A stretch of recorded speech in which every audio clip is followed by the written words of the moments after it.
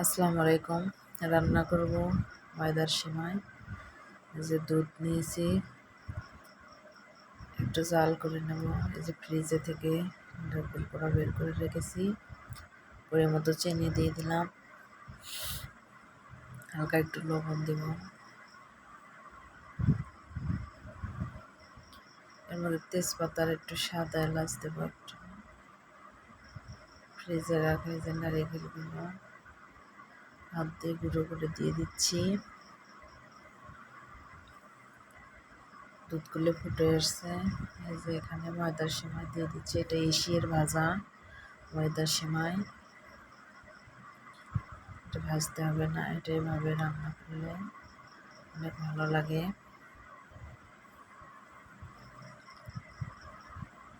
1 KG দুধে মাত্র 50 গ্রামের মতো সিমাই দিয়েছিলেন। এই যে রান্না হয়ে গেছে, উপর দিয়ে কিছুটা কিশমিশ দিয়ে দিলাম।